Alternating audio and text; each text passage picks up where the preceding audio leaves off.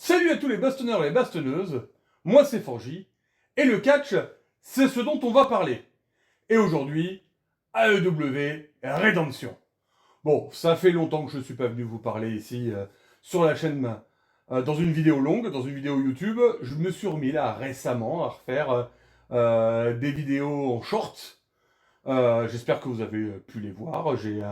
J'ai parlé un peu de la FRPW et parlé du dernier Dynamite, histoire de mettre les choses en place pour ce pay-per-view. Donc voilà, mon activité ces derniers temps, ça a surtout été ça. Euh, j'ai été à la FRPW, ça fait 1 an et demi que je suis commentateur donc pour la FRPW, donc à Pessac, à Bordeaux-Pessac. On a fait plein de grands shows. Là, on vient de faire Unity Final Cut. J'étais au commentaire avec Norbert Feuillant, oui, une des deux voix françaises de l'AEW, avec Alain Mistrangelo. Donc je suis plutôt content, plutôt fier, voilà. Moi qui fais avec la voix française de l'AEW, il y a quelque chose de plutôt cool. Voilà, vous découvrirez ça dans quelques semaines sur la chaîne de la FRPW. Donc, voilà, j'ai été assez occupé, j'ai déménagé, avec les chaleurs c'est pas facile, j'ai changé de PC, donc j'ai plus de logiciel de montage, j'ai plus du tout ce que j'avais avant pour filmer, pour monter. Donc c'est pour ça que j'ai pas fait de vidéo ces derniers temps, mais là j'avais envie de m'y remettre. Je vais à Londres du coup à la fin août.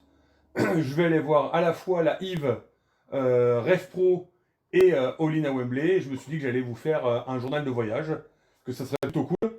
Donc que je pouvais commencer à reprendre un peu la chaîne entre temps. Donc voilà, donc là je vous fais une sorte de live, voilà, je m'enregistre en live, donc ça va pas être le travail qu'il y a d'habitude. Je le fais avec un diaporama, je suis sur OBS, voilà, j'enregistre sur OBS, il n'y aura pas de montage, je fais au mieux.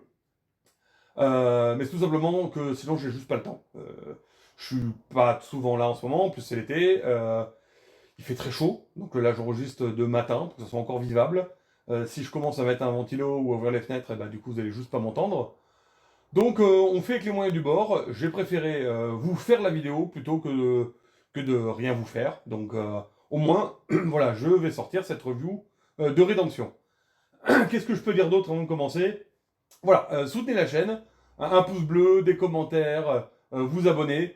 Voilà, quel est l'intérêt? Si vous aimez ce que je fais, ça permettra que la chaîne monte et du coup que des gens fassent appel à moi pour faire différents événements, ce qui me permettra de vous proposer d'autres contenus et des choses, j'espère, plus originales et un peu cool. Donc, basiquement, aidez-moi à faire des choses sympas pour qu'ensemble on construise un monde du catch plutôt cool.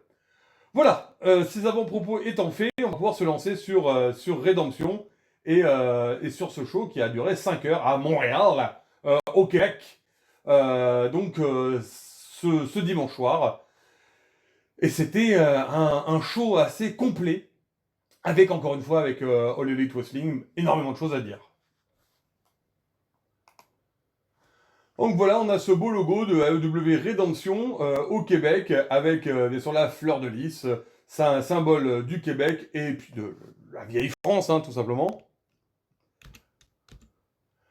Alors le premier match, c'était le match pour ce contrat pour l'AEW International Championship, un match de l'échelle avec différents participants, dont Mike Bailey, Jungle Boy Jack Perry et plein de Mexicains comme Beast Mortos, Commander. Donc il y avait de la haute voltige, pas mal de spots. On avait aussi El Clone qui était là. Le truc, c'est que c'était pas la meilleure des alchimies tout le temps. Normalement, les leader matchs, c'est surtout des matchs à spot, voilà. Et j'ai trouvé que, du coup, on voyait trop les spots. Ce qui est intéressant, c'est quand c'est fluide. Et là, malheureusement, c'était pas toujours super fluide. Bismorto, c'est un peu le général du ring et c'est lui qui va coordonner tout le monde et faire en sorte que les actions fonctionnent bien en tant que powerhouse, même s'il est très très athlète. Mais El Clone, il n'était pas toujours synchrone avec tout le monde. Et c'est là que j'ai été un peu déçu sur ce Dynamite. Sur ce pay-per-view, hein, pas ce Dynamite du tout. Voilà. Mais le match était assez puissant. Il y avait quand même un bon rythme. Et certains des spots étaient plutôt cool. Les spots en règle générale étaient plutôt cool. Beaucoup de haute voltige. Et je vous dis, même si j'ai trouvé que en termes de tempo, des fois, vraiment, les voltiges étaient trop annoncés, les spots étaient trop annoncés, et Clone, malheureusement, se reprenait des fois un peu sur les choses, on voyait trop ce qu'il allait faire. Euh, mais voilà, il y a des grandes envolées, des super combos, le match, le match fonctionne, clairement. Mais c'est vrai que pour un opener, d'habitude, on arrive à créer un rythme dès le départ, et là, bah, c'était un peu un faux rythme. Et c'était pas la meilleure ouverture pour un pay-per-view à EW. Bon, clairement, le face-à-face était entre Mike Bailey, Speedball et Jack Perry. C'était les deux qui avaient le plus de chances de gagner. Jack Perry, parce que bah, ils viennent de re-signer et ça reste toujours un des piliers de la AEW. Et puis bah, Speedball, qui était à Montréal. Et clairement, je vais vous le dire, ce AEW Redemption, c'était le show du Canada. Hein. Là, les Canadiens étaient les stars de tout ce pay-per-view. Pay-per-view qui souffre un peu, je pense, d'avoir été réécrit, d'avoir été un peu composé comme étant un pay-per-view d'attente entre Forbidden Door, enfin Double or Nothing Forbidden Door et All In. Il fait très bien le taf, comme toujours, il y a des super bons matchs, mais c'est vrai qu'on voit que par moment, il y a un peu des longueurs et il y a beaucoup de choses qui sont un peu prévisibles. Ça n'empêche pas le plaisir du public, ça n'empêche pas le plaisir des matchs en eux-mêmes, et même le plaisir des victoires, mais voilà, il est un peu moins imprévisible que peut l'être de temps en temps certains shows. En tout cas, il construit bien les histoires, et ça c'est cool. Du coup, voilà, on a des magnifiques spots de l'échelle avec des amplitudes qui sont extraordinaires. Le traditionnel spot des échelles, avec tout le monde sur les échelles, qui, du coup, a manqué de voltige pour une fois, ce qui est un peu le comble avec tous ces Mexicains qui étaient présents là. Et ben, ils sont juste tombés les uns après les autres. On aurait pu s'attendre à ce qu'ils nous fassent quelque chose d'un peu plus innovant. Mais là, on a quand même cassé un nombre de tables épouvantables et fait des sauts d'une hauteur, enfin vraiment à voir, on se demande jusqu'où ils peuvent sauter, quoi. Regardez-moi tous ces sauts, tous ces virevoltages, enfin c'était vraiment très beau à voir. Du coup, eh ben, on a le bon moment ici au Canada, avec Mac Bailey, qui va tout simplement remporter le contrat. Première possibilité en solo vraiment pour Mac Bailey de pouvoir gagner un titre. Ça ne sera pas all-in, voilà, comme on va le voir un peu plus tard, ça sera à Mexico contre Kyle Fletcher. Donc voilà, je ne sais pas s'il va gagner. Kyle Fletcher, ça reste méga star. Mais ça fait vraiment plaisir qu'il ait gagné ce match ici à Montréal. Et le public était en folie derrière Mac Bailey. J'adore Mac Bailey, donc bah, c'était parfait, quoi. Faut que ça continue comme ça. Faut continuer à donner des victoires à Speedball. Vraiment, il le mérite. Et puis, qu'est-ce qu'il est classe, qu'est-ce qu'il est enthousiasmant. Et puis, voilà, un peu de langue française. On a besoin de gens comme Speedball pour qu'on ait bientôt un pay-per-view en France. Je l'espère de tout cœur. Match suivant, un match là pour construire la storyline, pour construire All-In. Donc on a l'histoire qui nous est racontée depuis des semaines et des semaines en weekly, en pay-per-view. Will Ospreay qui se fait entraîner, qui est en mentor, qui a John Moxley en mentor dans les Dex Riders, et contre eux, donc les Young Bucks qui sont du coup bah, les acolytes de l'élite d'Omega, puisque le match à All-In, le main event de All-In, c'est Will Ospreay contre Omega. Bon, a priori, sauf grande surprise, ça va pas bouger. Hein. Donc, ce match est construit là-dessus. Will Ospreay qui du coup suit le tutorat de Moxley, qui lui apprend à gagner à tout prix. Mais voilà, monsieur a des scrupules et il n'arrive pas à devenir vraiment il n'arrive pas à totalement rejoindre sa brutalité. Et donc là, bah, c'est l'occasion de raconter cette histoire-là. Bon, Ospreay et Mox, c'est quand même la classe internationale, hein, je vous le cache pas. Leur entrée fait mouche, mais on voit tous les Death Riders qui accompagnent, qui accompagnent Ospreay sur le ring, et on sent qu'ils vont jouer un grand rôle là-dedans. Par contre, voilà, en termes de ring, en termes de catch, bah, c'est super. Les Bucks, ils sont toujours hyper cool à regarder. Ils enchaînent super bien. C'est de la haute voltige, c'est du grand plaisir, ça vole très très haut. Ça se combine magnifiquement. Là, le double stomp, c'est super. Voilà. À suivre à suivre, c'est hyper intéressant. Et là, quelle va être vraiment l'histoire du match? C'est que Nick Jackson va recevoir un mauvais coup et il va être groggy, il va être étourdi. Et du coup, bah, Will va pas vraiment vouloir jouer là-dessus, jouer sur cette faiblesse. Bah, c'est ses potes, l'élite, c'est des gens qui les respectent et il n'a pas envie de leur créer une commotion cérébrale. Lui qui en a connu et qui s'est fait fracasser le cou il y a pas très longtemps, quoi. Et du coup, voilà, on a toujours Nick comme ça, qui est étourdi, qui a du mal à reprendre sur lui-même. Donc son frère qui va se retrouver en plein milieu du combat et Will Ospreay qui hésite à vraiment aller jusqu'au bout. Du coup, malgré tout, les Death Riders, eux, ils se laissent pas attendrir. Hein. Marina Shafir, elle n'hésite pas à aller foutre des coups à Nick. Et puis bah, sur le ring, c'est impactant, c'est brutal, c'est tout ce qu'on attend d'un match comme ça et d'un vrai match de tag team entre Mox et Will Ospreay. Mox qui n'a aucune scrupule, clairement. Hein. Mais voilà, Nick, il a du mal à se ressaisir. On le voit, il voit un peu les étoiles, il compte un peu les chandelles.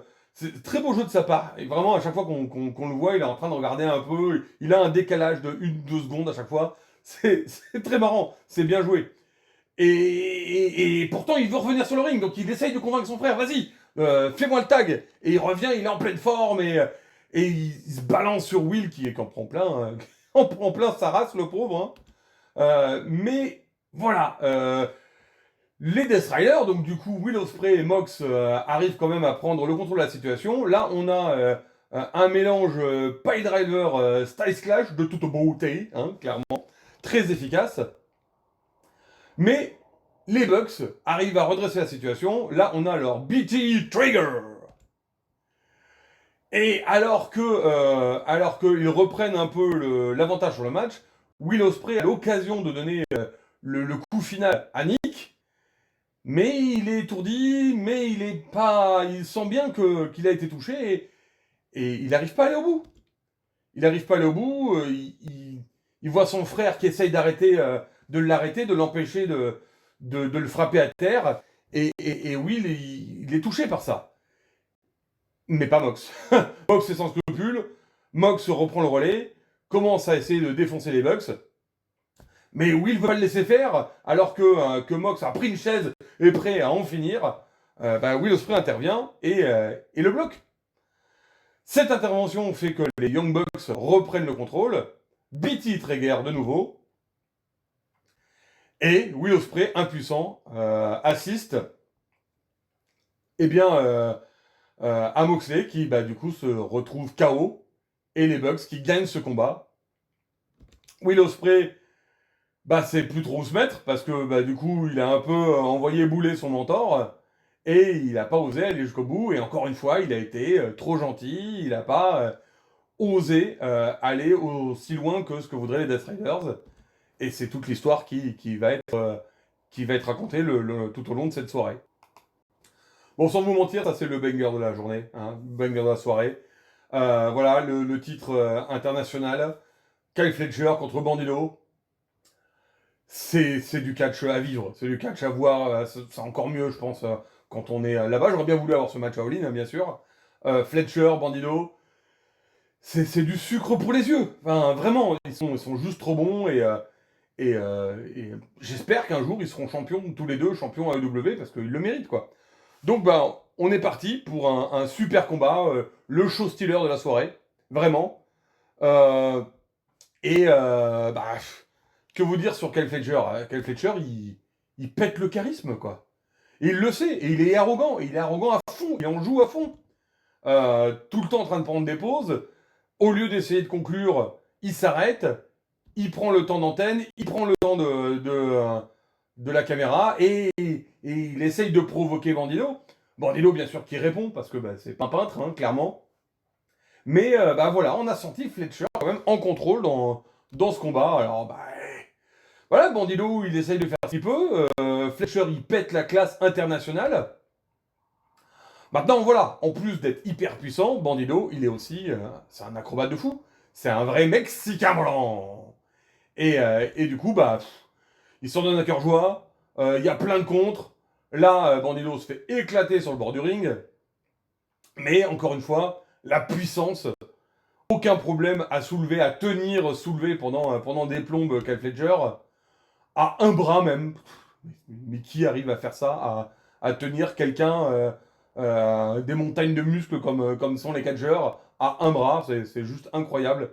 Et puis l'ampleur, l'amplitude que prend les sauts de Bandido, c'est juste incroyable. Du coup, on continue sur le combat. Bandido donne tout ce qu'il peut. Voilà. Seulement, voilà, Fletcher, il est juste trop fort. Il est juste trop fort. Voilà, le brainbuster sur le bord du ring, euh, les coups portés qui ont un sacré impact, et Bandido qui se laisse pas avoir et qui place son 21 Plex. 21 Plex toujours aussi impressionnant, et ça suffit pas. Normalement, c'est son coup final, mais Fletcher tient. Bandido qui toujours continue à virevolter, qui nous donne du catch de fou. C'est vraiment un match à voir, c'est du ring de malade. Regardez les images, ça parle d'elle-même, hein, franchement. Je vous dis, on le voit voler, il est tout le temps dans les airs, c'est fou. Il y a une combativité, il y a vraiment une confrontation entre les deux. J'ai hâte de les revoir se combattre l'un et l'autre, hein, franchement, ça donne que des bangers. Euh, donc ça a joué à fond d'intensité, ils ont été au bout de leur énergie. Et puis finalement quand le deuxième 21 Plex ne suffit pas à gagner, Kyle Fletcher finit par placer un brainbuster dans le coin, ce qui est la fin, hein, pour Bandido. Et victoire une nouvelle fois de Fletcher qui conserve son titre international. Bravo à lui. Et puis il va affronter du coup dans 2 semaines à Mexico, à Grand Slam Mexico, il va affronter Mike Bailey, ce qui va donner encore une fois un excellent combat, j'en suis sûr. On enchaîne avec le Bang Bang Gang contre les Dogs. Alors moi j'ai adoré ce match. C'est un match double chaîne, donc David Finlay est enchaîné à Jay White et, euh, et du coup Juice Robinson est enchaîné à l'autre dont j'ai plus le nom du coup. Euh, voilà, bon, bref. Du coup, le combat est hyper intense. Très bonne utilisation des chaînes. Pour moi, les chaînes ont vraiment été un facteur dans ce jeu. Ils ont vraiment fait des choses innovantes avec. C'était très intéressant. Et puis, c'est le combat des Bullet Club contre Bullet Club. Euh, voilà, il y a vraiment des choses à raconter derrière. Faut savoir que Jay White, quand il menait le Bullet Club, s'est fait prendre sa place par, comme d'habitude d'ailleurs, hein, la nouvelle génération qui était David Finlay, qui du coup l'a éclaté, a pris sa place à New Japan, ce qui a permis à Jay White de venir à l'AEW. Maintenant ils y sont tous et ils viennent continuer leur histoire. Continuer, je sais pas, j'espère que ça va continuer. Honnêtement, moi j'aime beaucoup. Je trouve que ça marche super bien, ils combinent super bien ensemble. Donc j'ai hâte de continuer les voir faire du catch ensemble. Juice me fait toujours mourir de rire. Voilà, il n'a pas besoin de faire grand chose. Juste sa présence scénique, ça me fait mourir de rire. Je le trouve juste trop bon. Et tout ce qu'il fait me fait rigoler. Voilà. Et voilà, donc combat brutal qui commence bien sûr avant la cloche. Avant que les Dogs ne se voient attribuer leur monote, mais ils attaquent brutalement, histoire de se donner un avantage. On regrettera bien sûr qu'il n'y ait pas le troisième Dogs, à savoir bien sûr Gabe Kidd, qui du coup, 1 est au G1 Calmax, et 2 a des problèmes de visa, donc ne peut pas revenir aux États-Unis pour l'instant. Une fois qu'il sera revenu, on pourra faire des matchs trio, ça va encore une fois péter la classe.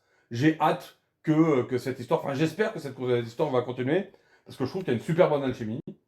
Donc voilà, on utilise super bien les chaînes. Beaucoup de choses innovantes. On les utilise pour tirer, pour se donner des avantages, pour frapper aussi, bien sûr. Hein. Les chaînes, elles servent aussi de corde. Jay White est génial. Juice Robinson. Mais regardez-moi ces faciès, Juice Robinson.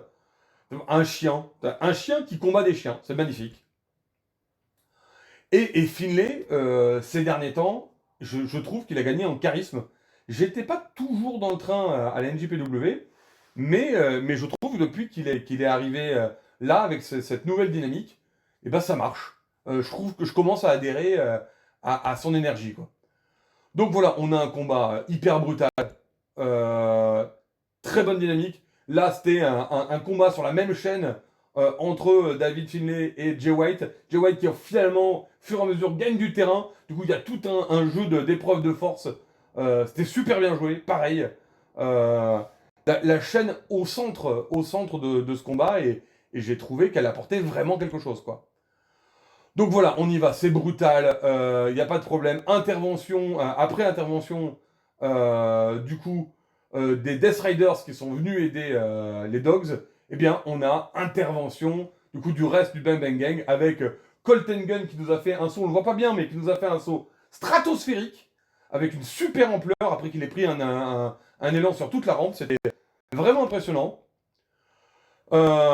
Et finalement, bah voilà, les Death Riders donnent cette espèce de bâton, je sais pas comment il s'appelle, il a un nom très particulier, mais donne ce bâton à David Finlay, mais qui remporte la victoire. Victoire des Dogs, c'est loin d'être bête. C'est bien que les Dogs gagnent, ils ont besoin d'avoir du momentum ici à la EW, parce que bah, ils viennent juste d'arriver, que Jay White, le Batman Gang, a pas de problème à ce niveau-là, mais j'espère que c'est le début, le milieu en tout cas de cette histoire qu'on n'a pas encore fini parce que mais je trouve que ça fonctionne super bien et j'adore les voir sur le ring. Et moi, si vous pouvez me tenir comme ça plusieurs mois sur plusieurs pay-per-view, ben je signe, aucun problème. Donc on a la suite là entre Mox et Will. Explication. Mox lui dit mais il te manque des balls, il te manque des joyeuses là. Qu'est-ce que tu fais? Faut arrêter d'être aussi gentil. C'est pas gentil le catch. T'es pas là pour te faire des amis. T'es là pour aller frapper. T'es là pour gagner. Et puisque t'es pas capable de t'en occuper, eh ben je vais m'en occuper moi-même. Et c'est là-dessus que part Moxley sur un Will Ospreay un petit peu désappointé, hein, je vais dire.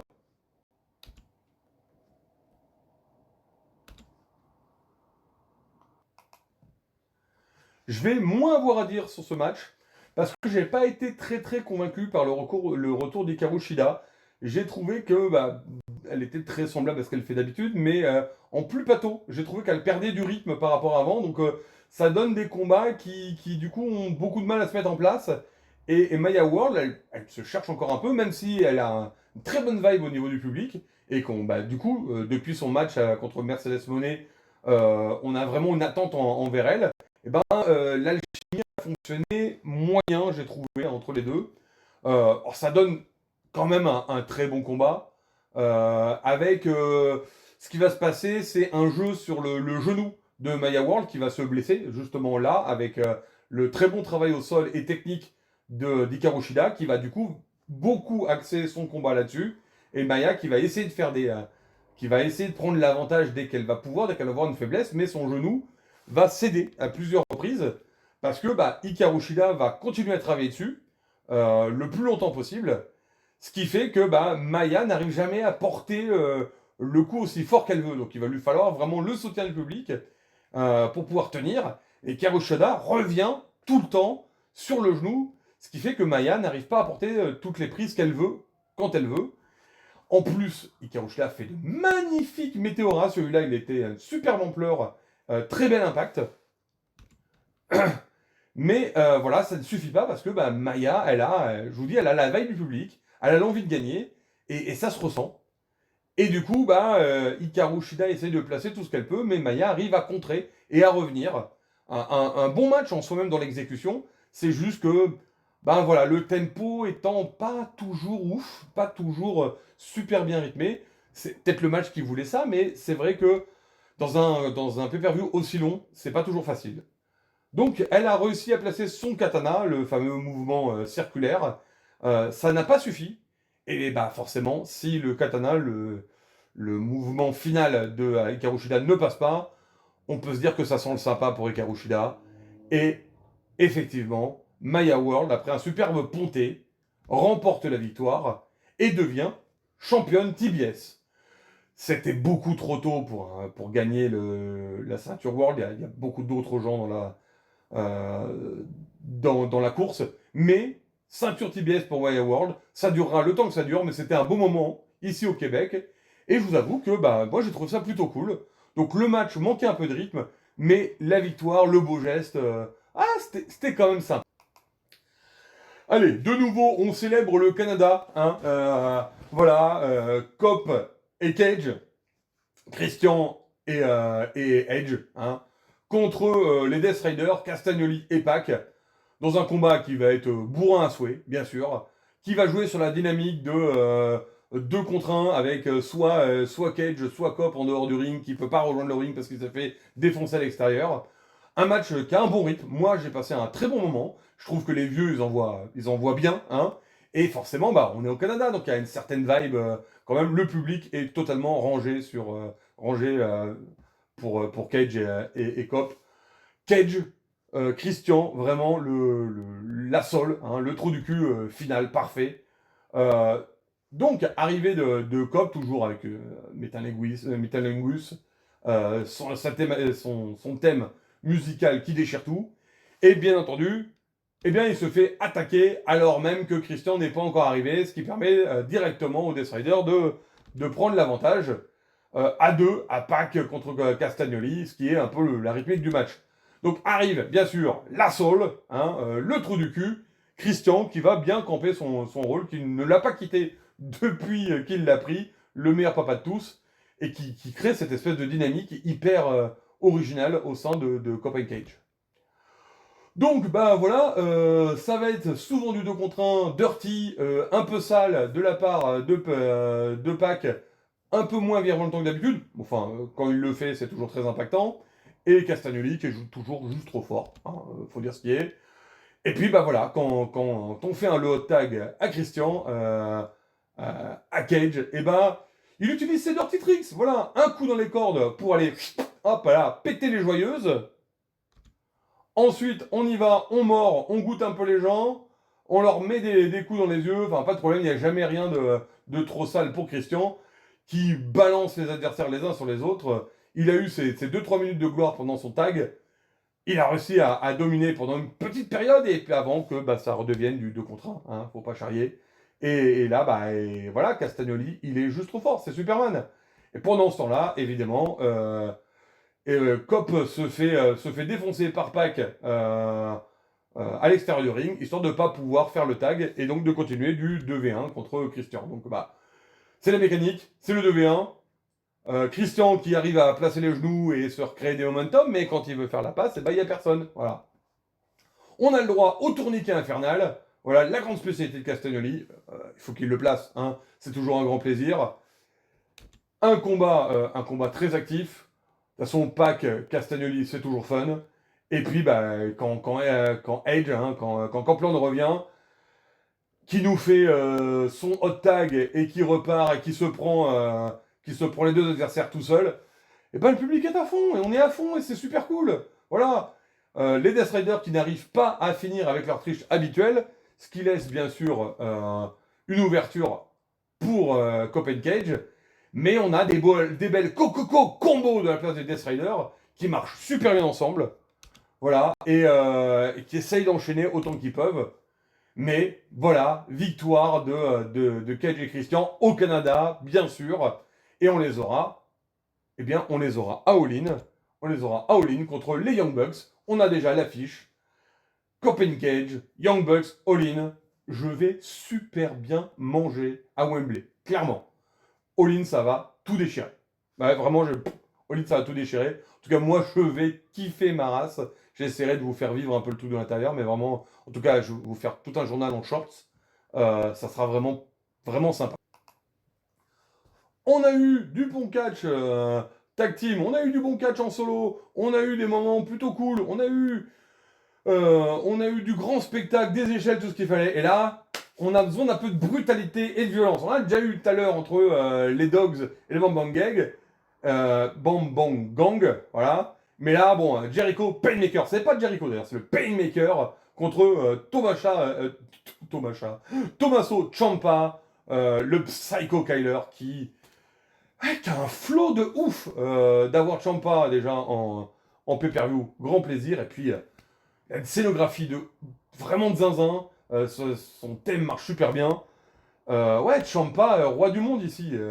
Et le Paymaker, c'est Jericho qui s'amuse. Bon, clairement, Paymaker, c'est Jericho qui s'amuse, qui rentre totalement dans le rôle, qui se perd dans ce rôle. Et c'est super fun. C'est vraiment super fun à regarder.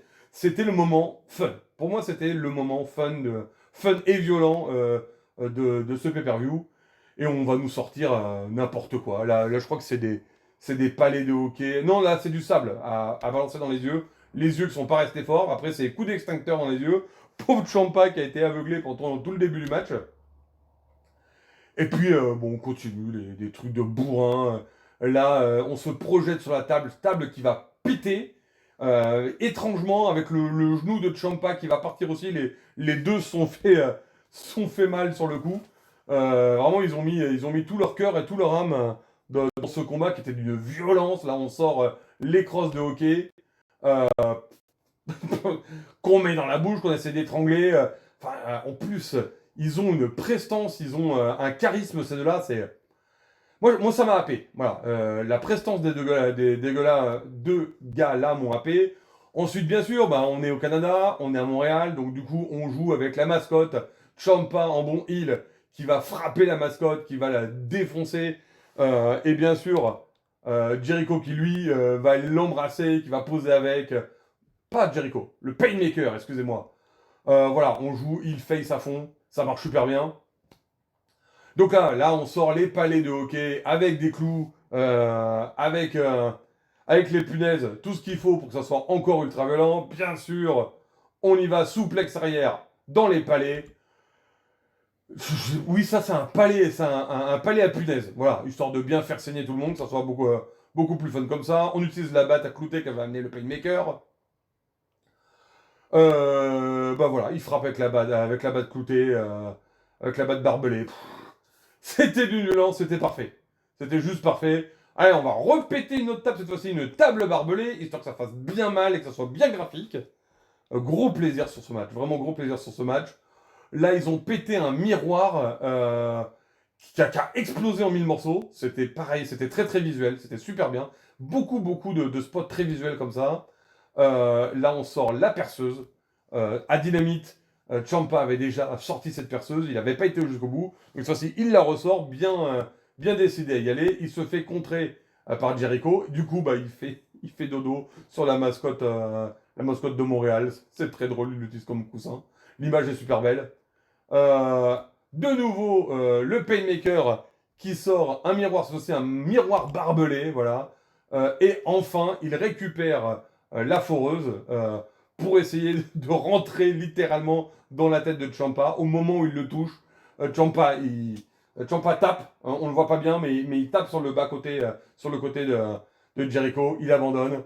Et le combat s'arrête là avec un nouveau Canadien, je le précise, un nouveau Canadien, Jericho est Canadien, un nouveau Canadien qui gagne ici à Montréal. Ah, tous les Canadiens étaient là pour gagner lors de Rédemption. Très bon match, très intense, très fun. Et Jericho en Painmaker, c'était génial. Alors, j'aimerais bien revoir un autre, qui est une suite, qui est un autre match, que Ciampa gagne. Parce que du coup, bah, ouais, j'aurais bien aimé que Ciampa gagne. Enfin, en tout cas, j'aimerais bien que Ciampa parte sur une petite série de victoires, histoire de monter bien son momentum. Mais le match était cool. Voilà, et encore une fois, un bon moment au Canada. Donc, bah, ça fonctionne bien. Alors, on a eu un petit segment backstage un peu marrant entre les Divine Dominion et Mick Foley qui essaye voilà, de les interviewer et elles qui vont prendre le contrôle de la situation en lui faisant dire tout ce qu'elles veulent et en lui faisant dire que bah voilà, il y a personne pour vraiment les challenger et que elles roulent sur tout le monde et qu'elles sont les meilleures championnes tag team jusqu'à ce que Mick Foley ose dire que il reste peut-être quelqu'un pour Wembley, les Brawling Birds, voilà, qui pourraient poser un problème, toutes les deux sur leur sol anglais, qui pourraient peut-être créer une belle situation pour Olin. Et du coup, qui se retrouvent à s'écraser et à devoir faire basiquement le chien pour les Divine Dominion. Ça n'empêche que le message est passé. Brawling Birds contre Divine Dominion, à mon avis, ça va être une très belle affiche pour Wembley. et très bourrine. J'ai hâte de voir ça parce que là, on va avoir du catch bien intense chez les femmes. Ensuite, on est parti pour le titre national, Andrade contre Mark Davis. Alors, j'ai moins de choses à dire dessus. Pas que le match était moins bien, c'est un espèce de faux rythme où Andrade était juste trop fort. Mark Davis résiste bien, mais il a pas tant de moments que ça de grande offensive.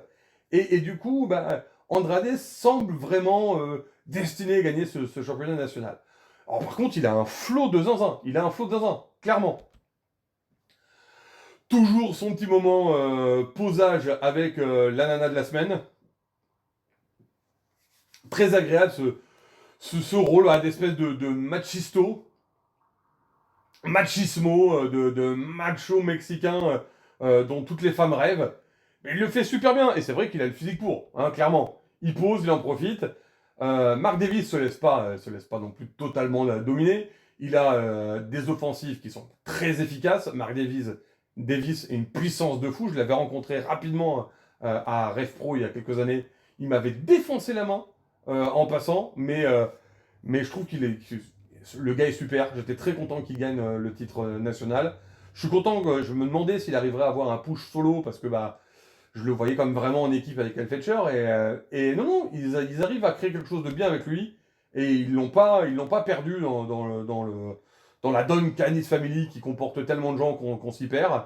Mais clairement, ce match, eh ben, il était pour Andrade. Malgré tous les assauts en puissance de Mark Davis, euh, bah Andrade était juste trop fort, quoi. Il a la classe internationale, la pétence internationale, et même si Mark Davis arrive à reprendre à reprendre le devant plusieurs fois, il monte sa résistance, il monte son endurance, il se laisse pas avoir comme ça, bah là il se fait projeter directement dans le poteau, et après c'est enchaîné par un moonsault, mais d'un impact de fou, encore une envolée mexicaine, un Mexicain volant. Et puis, bah, comme d'habitude, on a cette espèce d'enchaînement d'Andrade qui fait son moonsault. L'adversaire a roulé, mais il enchaîne avec un deuxième moonsault. Je vous raconte pas la forme physique qu'il faut pour enchaîner deux moonsaults d'affilée. Mark Davis qui, bien sûr, continue de tenir bon. On a le petit moment Andrade qui enlève son pantalon, toujours aussi efficace. Les filles, les femmes en poids d'oison, les hommes jaloux, parce que bah, quand même, il a un physique de fou, le maître. On repart sur les envolées d'Andrade qui du coup se fait contrer par les genoux de Davis qui n'abdique pas. Très beau combat, un coup à toi, un coup à moi. Là c'est du coup le coup de coude renversé d'Andrade qui du coup enchaîne avec une victoire. Et Andrade, nouveau champion national. Beau match, beau moment. Encore une fois, Rédemption c'était vraiment le pay-per-view des beaux moments. Un peu dommage pour Mark Davis, qui du coup avait bien tenu cette ceinture, mais je pense que c'était le moment pour Andrade d'en gagner une, et donc voilà, de continuer sa revanche envers la Don Callis Family. Et je pense qu'il va continuer à taper les membres de la Don Callis un par un, peut-être jusqu'au sommet, on verra. Non, je pense qu'il y a un plafond de verre pour Andrade, mais je suis content de le voir avec une ceinture parce que bah, il a la classe, clairement, il a grave la classe.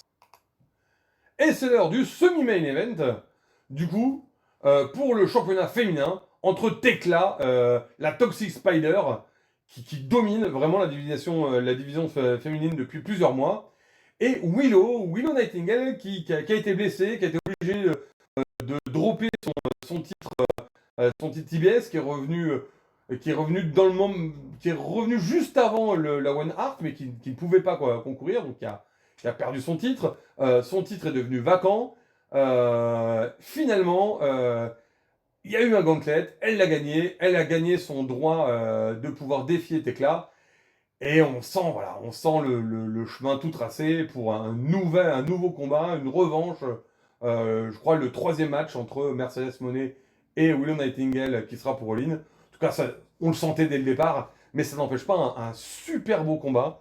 Moi, j'adore la puissance de Willow qui va vraiment être la powerhouse là-dessus. Et l'agilité de Tekla qui vraiment n'a pas démérité dans ce combat. Donc voilà, on a la powerhouse de Willow qui est vraiment une destructrice de malade, qui va fracasser, concasser Tekla pendant tout le début du match, jusqu'à ce que Tekla puisse reprendre sur cette action-là l'offensive, où elle a pu profiter de Willow qui avait un petit peu pris trop d'ampleur sur son coup pour lui mettre un énorme stomp et reprendre un petit peu l'avantage sur ce match. Bien sûr, c'est la heal, c'est la Toxic Spider, elle va la mordre, elle va lui bouffer l'oreille. Du coup, voilà, elle a une cible toute trouvée, puisqu'il y a un gros pansement sur l'oreille de Willow. Du coup, la Toxic Spider va attaquer la cible tout le temps, à chaque fois qu'elle va la voir. Mettre plusieurs offensives dessus. Là, on voit pas bien, mais elle est en train d'essayer d'arracher le pansement, d'arracher l'oreille. Elle va jouer là-dessus, donc c'est très bien vendu, c'est très bien joué. C'est vraiment l'histoire dans le match d'essayer d'attaquer sur l'oreille pour créer cette faiblesse au niveau de Willow. Mais Willow est juste trop forte. Voilà. Ça fait plusieurs fois qu'elle a des tentatives pour le titre féminin principal. Elle n'a jamais réussi à le remporter. Elle a eu tout le reste. Les titres de tag féminin, le titre TBS, même les titres NJPW. Et là c'est son moment. Et je pense qu'il n'y avait rien qui pouvait l'arrêter. Même le super Black Widow de la part de Tekla qui va pas suffire. Elle a le flow, clairement elle pose, elle prend le temps. Tekla est quand même vraiment dans le top des catcheuses féminines à l'AEW, mais elle perd peut-être trop de temps, elle est peut-être trop arrogante, et c'est ce qui va permettre à Willow de pouvoir regagner avec sa puissance. Et malgré toutes les tentatives comme ça de Tekla de pouvoir essayer de continuer à travailler les points faibles de Willow Nightingale, ça va pas suffire, voilà. Donc très agile, très acrobate, Tekla, mais elle n'arrive pas à profiter de ces occasions. Là, elle va avoir une nouvelle occasion par Sky Blue, les Sisters of Sin, les fameuses trios. Elles sont championnes par trio avec Tekla et Julia Hart au niveau de Stardom. Voilà, ça c'était récent et c'est plutôt sympa. Mais l'intervention ne va pas suffire, puisque Sky Blue va se faire éclater par Willow. Tekla essaie d'en profiter, essaye de gagner, et finalement,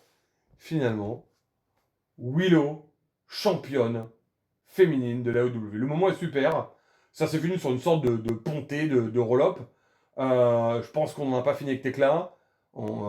C'est pas le projet, je pense, pour tout de suite. Je ne sais pas si elle sera à Wembley. Dans quelles circonstances ça sera à Wembley? Peut-être dans un gauntlet, peut-être qu'elle gagnera une chance pour le titre prochainement.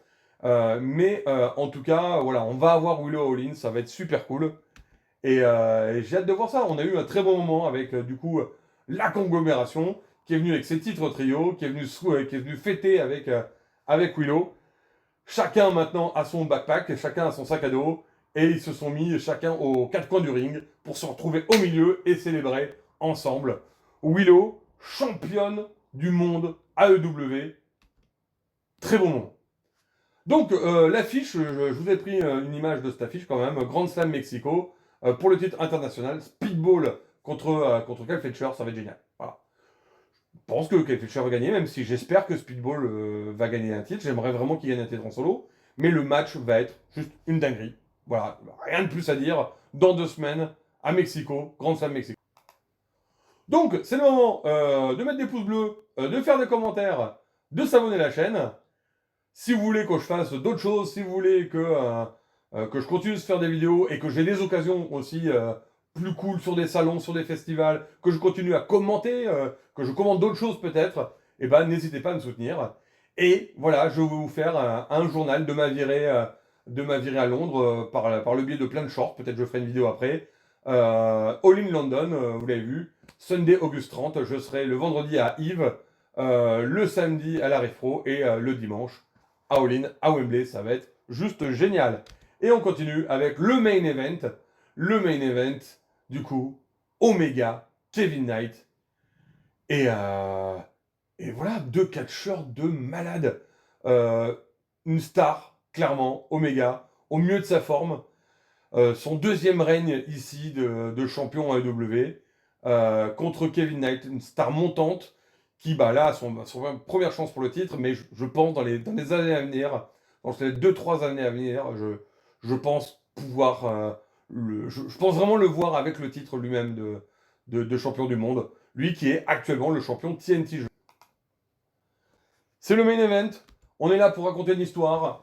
Euh, Kevin Knight, très arrogant, poseur, et qui le mérite parce que il est juste trop fort, qui vient ici pour essayer d'être Jet Two Bells.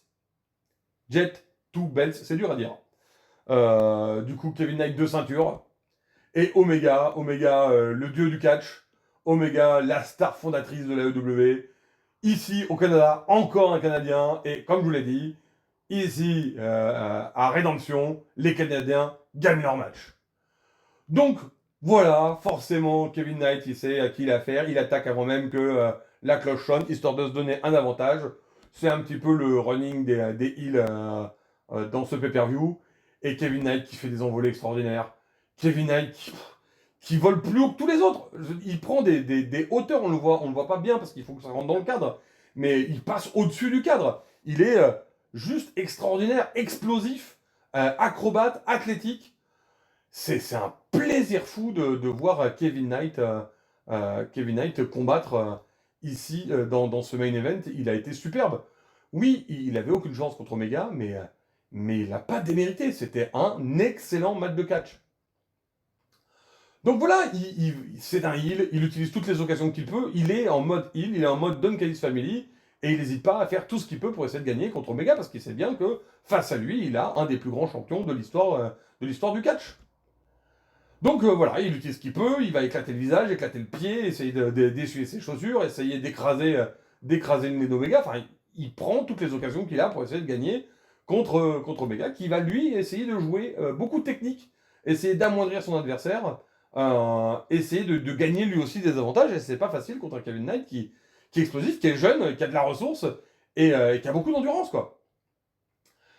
Donc voilà, on a des super spots parce que Kevin Knight, il envoie. Et Omega, Omega, ça reste la grande star. Il nous fait des V-triggers qui sortent de n'importe où, toujours Japan style, coup de genou dans la tête. Là, on a un Snapdragon Suplex qui va être suivi par un autre Snapdragon Suplex sur la table des commentateurs. Dévastateur, j'ai bien cru que Kevin Knight allait perdre sa tête sur ce coup. Clairement, il est frappé, il glisse, il tombe, il s'est fait défoncer. Ensuite, c'est suivi par un nouveau V-trigger de la part d'Omega qui quand il commence à enchaîner, n'arrête plus. Il part en mode boxe, il est parti pour le combat, il était là pour le fight, montrer qu'il est prêt pour All-In, montrer qu'il est prêt à défendre sa ceinture de champion du monde, montrer que il est toujours aussi fort, toujours aussi en forme, quoi. Donc on a un magnifique combat avec, je vous dis, mais l'amplitude, les vols stratosphériques de la part de Kevin Knight. Moi j'ai vraiment adoré ce qu'il nous a proposé. On s'arrête jamais. Le tempo est extraordinaire, malgré le fait que c'est un match très technique par moment. On a un super tempo, super rythme. C'est le main event, on est à 4h30 de show et ce match, moi, m'a totalement pris, quoi.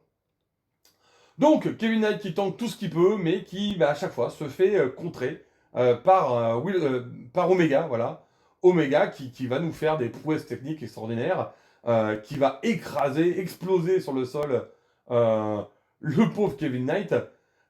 Qui du coup continue à essayer de faire des offensives, mais qui se fait contrer par les genoux d'Omega. Omega qui fait ce qu'il peut, qui du coup arrive à survivre à la très bonne tentative de coup de ceinture que Kevin Knight essaye de planter sur Omega. Mais voilà, à un moment donné, il fallait qu'il passe. Dès que l'occasion s'est présentée, Omega qui met en position Kevin Knight de One Winged Angel. Et quand le One Winged Angel passe, c'est la victoire d'Omega, toujours champion. Bien sûr, ça ne s'arrête pas ici. C'est là que le storytelling arrive. Les Death Riders, Moxley qui avait promis qu'il allait s'occuper lui-même de l'affaire, et les Death Riders qui interviennent et qui commencent à passer à tabac Omega. Les Young Bucks qui essaient d'intervenir pour aider Kevin et Kenny et qui vont se faire juste défoncer par Casta et par Mox. On les reverra plus pendant toute la durée de cet after show. Et donc, Omega qui se retrouve là avec une chaise au niveau du cou. Castagnoli prêt de lui péter, de lui faire ce que le Will Ospreay a subi il y a plusieurs mois de ça. Et bien sûr, Ospreay qui intervient, qui ne peut pas laisser Kenny Omega, son adversaire qu'il veut à 100%, se faire défourailler comme ça par les Death Riders. Donc on voit bien qu'il n'est pas dans la même mouvance et il hésite et il a envie d'avoir un beau match. Et en même temps, ils lui ont servi de mentor, ils l'ont aidé à remonter la pente, ils l'ont aidé à redevenir un vrai guerrier. Mais voilà, il n'arrive pas à choisir, c'est difficile. Donc il boot tous les Death Riders hors du ring, jusqu'à l'intervention de Mox qui lui dit non, non, t'es faible là. Montre-nous que t'es fort, montre-nous que t'en as dans le slibard, montre-nous que t'es capable d'aller jusqu'au bout, de gagner contre Omega All-In, d'écraser ton adversaire. Et du coup, hommage à la fin de Danielson le GOAT, Danielson le GOAT. Donc hommage à ce que les Death Riders avaient fait à Danielson, eh bien on sort le capuchon, le sac en plastique pour étouffer Omega. Will Ospreay avec le sac, avec Mox derrière pour lui dire allez vas-y c'est ton moment, vas-y montre-nous que t'en es capable. Et non, c'est pas son style Ospreay. Ospreay il veut un beau combat à All-In et du coup il déchire le sac, il peut pas se résoudre à ça. À ce moment-là, il décide de se retourner, il se retourne contre Mox et le vire du ring. Mox qui perd pas la foi, qui lui dit tu comprends pas, là comme ça tu vas te faire avoir, t'es faible et tu vas le sentir passer. Donc Ospreay, voilà, qui revient du côté des babyface, donc il arrivera sûrement à All-In en tant que babyface, chez lui, à Wembley, qui remet la ceinture à Omega. Omega qui a bien senti qu'il y avait le conflit intérieur, qui a bien senti que Ospreay, il était pas... Voilà, qui avait anguille sous roche quand même, et puis il voit le sac plastique, il a pas tout suivi, parce que il était éclaté, hein, il était au sol pendant tout ce qui s'est passé, et du coup, qui finit par planter un One Wing Angel sur Ospreay, parce qu'il a bien vu la tension au niveau du titre, et que il a beau aimer Ospreay, hein, c'est pas le souci, il est champion AEW, et il compte bien rester champion AEW à All-In. Du coup, One Wing Angel sur Ospreay, qui s'est bien fait du coup éclater. Voilà, je pense pas que Omega soit passé heel vraiment, mais voilà, l'inversion des rôles, inversion un peu des tendances, inversion des énergies pour Wembley, il fallait que ça ait lieu. Ospreay ne pouvait pas rester juste avec les Death Riders, il est chez lui à Wembley, il va être accueilli comme une star, il fallait qu'il se passe quelque chose. Du coup, pause finale entre Omega et les Young Bucks, qui ne savaient pas trop comment se placer, mais Omega, non, mais c'est normal, vous inquiétez pas, faites-moi confiance. Donc pause de l'élite sur un Ospreay qui a un peu tout perdu, qui s'est fait défoncer lors de ce match, et voilà, ça construit la storyline pour All-In. On va voir ce qui va se passer dans les prochaines semaines, il reste un mois avant Wembley, et je pense qu'il y a encore beaucoup de choses à raconter, et ça va être un super Wembley, voilà. Donc je vous ai un peu tout raconté. Voilà, je pense que vous avez vécu, j'espère avec moi, une bonne review de ce AEW Redemption à Montréal. Les Canadiens en force, vraiment, les Canadiens en force. C'était un peu long parfois, mais il y a vraiment des matchs et des gros bangers. Voilà, les Dogs, le match en chaîne. Bandido contre Cal Fletcher, le main event. Même Tekla contre Willow. Vraiment, il y avait des super trucs. KJ Cop, c'est pareil. J'ai vu qu'un très bon pay-per-view. Pas le meilleur des pay-per-view. Quelque chose qui était un peu là pour remplir, mais quand on fait du remplissage comme ça, allez-y. Voilà. Faites des shows de remplissage, il n'y a pas de souci. Moi, je prends plus de pay-per-view de la W. Donc, c'était cool. Merci beaucoup à tous de m'avoir suivi. J'espère que ce format vous a quand même plu. Moi, ça m'a permis de faire une vidéo, de faire une review, malgré le fait que j'ai pas de temps. Je vais me coucher là. Pour vous dire, là, il est 9h17. Je vais me coucher. Je n'ai pas de montage. Je vais balancer ça sur YouTube. Vous l'aurez ce soir. Et moi, au réveil, je vais à la piscine et je retourne au boulot. Et j'enchaîne ça tous les soirs. Donc, j'ai pas le temps de faire plus. Mais au moins, je vous aurais fait cette review. Ça me fait plaisir de refaire une vidéo pour vous. Pouce bleu, des commentaires, n'hésitez pas, c'est très important. Vous abonner et puis continuer de soutenir la chaîne, de poser toutes les questions que vous voulez. Allez voir mes commentaires sur la chaîne de la FRPW. Et on se retrouve pour le week-end de Wembley à Londres. Ça va être super. Merci à tous. Je suis content de vous revoir. Content de refaire une vidéo pour vous. Passez une bonne journée et à la prochaine.